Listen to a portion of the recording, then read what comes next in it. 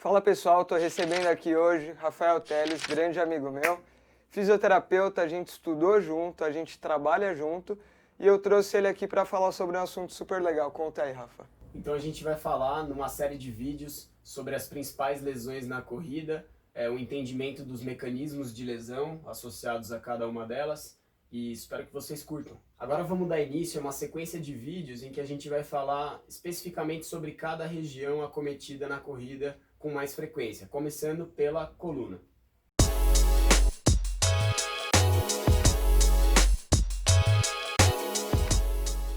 Bom, hoje no nosso segundo vídeo a gente vai começar a esmiuçar um pouquinho essa história das lesões na corrida e o segmento de hoje é a coluna.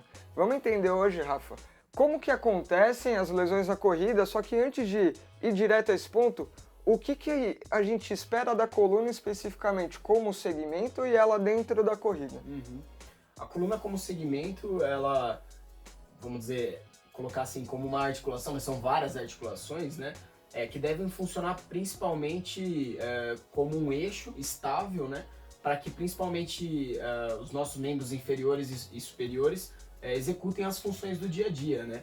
Então, pensando na coluna especificamente na corrida, ela não foge muito disso. A função dela é ser um eixo estável, né? Para justamente que os membros inferiores ajam no sentido de propulsionar o chão para trás da forma mais eficiente possível. Acho que é bem por aí. E como o próprio nome diz, né, a coluna recebe aquele nome de esqueleto axial.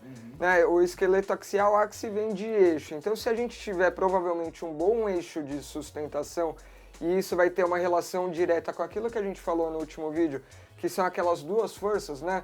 A força peso e a força de reação do solo. Se tudo estiver bem alinhadinho, provavelmente a gente vai ter uma boa distribuição. É mais ou menos por aí? Mais ou menos por aí mesmo, Franco. Um eixo estável, né, garantido por uma boa, vamos colocar aí uma boa pressão abdominal, por exemplo, né, para garantir um eixo estável na coluna, tende a facilitar muito a ação antigravitária, né, que é a ação justamente de vencer a gravidade, vencer a força-peso. Pô, legal. Eu nem ia falar sobre isso, mas já que você tocou no assunto, essa história aí da pressão intraabdominal às vezes gera uma polêmica, né? E a gente vê que muitas pessoas não sabem muito bem por onde ir quando se fala nisso. É treinar o core, ficar o mais forte possível. Me parece que não, me parece que como a corrida é justamente aquele esporte de característica cíclica, repetitiva, que exige uma certa fluidez e continuidade, ficar rígido é um bom negócio? Não é um bom negócio. Provavelmente se você tentar ficar rígido não vai ser por muito tempo, né? Porque a gente está falando de músculos, na corrida a gente está pensando principalmente em ação de músculos posturais, né? Em que a gente deve manter um certo nível de tônus muscular por muito tempo, né? Porque a gente está falando de uma atividade de endurance. Se a gente tentar promover rigidez através de exercícios que, vamos dizer assim, de fortalecimento do core, né? Essa rigidez nem sempre é benéfica, né? Inclusive pode atrapalhar até um pouco a mecânica respiratória. Acho que isso é fundamental para a gente entender, porque assim, às vezes a gente acaba vendo que os treinamentos podem pecar um pouquinho pelo excesso, né? E a corrida por si só é um movimento pobre, ele tem uma demanda postural antigravitária e não exige muito além disso em questão de postura. O resto é propulsão e força de empurrar o chão para trás, como a gente já disse. Quais que são as influências que a gente pode ter agora pensando dessas cargas, tanto da sustentação quanto da propulsão, acarretando ou não em lesões para corrida? O que a gente costuma encontrar na pessoa que tem dor na coluna para correr? Geralmente a gente vê excessos de movimento laterais, por exemplo, né, inclinações ou rotações principalmente. Isso pode vir associado a postura que eventualmente são mais estendidas ou mais fletidas, né? Então, geralmente a combinação dos dois planos, né? Ou extensão, flexão, associada a rotações e inclinações.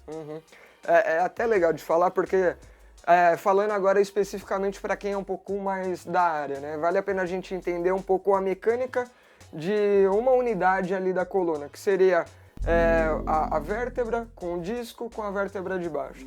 Se a gente tiver uma distribuição boa do peso, provavelmente essa carga maior vai estar ali um pouco mais no corpo, projetada no corpo, o que já dificulta bastante esses movimentos mais amplos, né? Porque você vai ter uma carga um pouco mais compressiva ali no disco, uma boa distribuição, né? A carga compressiva tende a jogar o líquido ali dentro do disco em todas as direções e aquele anel segura bem.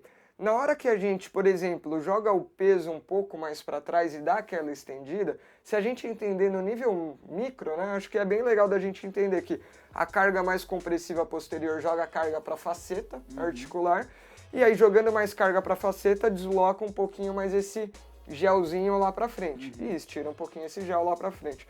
Só que o mais legal é que jogando carga para trás lá na faceta, fica mais fácil de mobilizar essas facetas, né? De certa forma, a carga bem distribuída impede grandes rotações, grandes inclinações. Exatamente. Você enxerga esse tipo de coisa e, putz, esse exemplo que eu dei, qual é o tipo de sobrecarga que costuma dar para o corredor?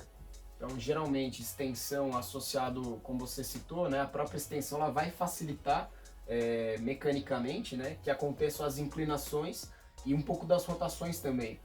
Então a gente pode pensar eventualmente numa sobrecarga facetária, que são dores com característica mais articular, né? E geralmente não vem sozinhas, né? Geralmente a gente tem sobrecarga muscular associada, né? Então junto com a sobrecarga facetária a gente consegue encontrar eventualmente pontos de tensão muscular, pensar principalmente na musculatura que justamente controla a inclinação e a extensão. A gente pode pensar em quadrado lombar, eretores da coluna, enfim. E falando especificamente disso, a gente já deu meio que uma diferenciada no último vídeo sobre algumas características, né, que podem influenciar em carga um pouco mais para articulação, o osso, e carga um pouquinho mais ali para músculo, tendão e outras estruturas um pouco mais participativas da ação ativa, né? Nesse quesito, se a gente pega esse cara que tem bastante inclinação e coloca ele numa corrida extenuante, que é o treino longo, não tem nada de muito veloz, nada de muito potente, mas a carga repetida ali e o tempo de exposição é prolongado. Geralmente esse cara, quando vai para o recovery, ele chega meio como pra gente. Da questão muscular, eu costumo ver algumas características bem específicas, que no geral, ao meu ver, tendem a antecipar um pouco essas dores mais articulares. Você acha que é mais ou menos por aí? Eu acho que sim, acho que a tendência natural é que a parte muscular vá dando sinais antes da parte articular, né? Então, eventualmente, né, você corredor que está acostumado a fazer recovery, sessões de massagem, tenta notar se você tem dores na coluna, né? Tenta perceber se essa dor é mais muscular, enfim. Isso pode ser algum sinal indireto, né? De que na corrida tá rolando muita oscilação nesse segmento. E outra coisa legal da gente falar é que a coluna em si, na hora que ela vai terminando ali, ela distribui a carga para esse anel que a gente chama de pelve. Bom, encerramos então nosso vídeo por aqui.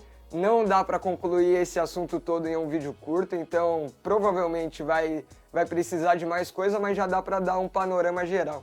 Eu agradeço demais sua presença aqui hoje. Franco. Obrigado mesmo. Espero que vocês tenham gostado e fala aí, se o pessoal gostou, o que ele faz? Se inscreve curte. No canal, curte, clica no sininho para ativar as notificações. Isso aí. Boa, valeu pessoal, até mais, muito obrigado pela participação. Tchau, tchau. Obrigado.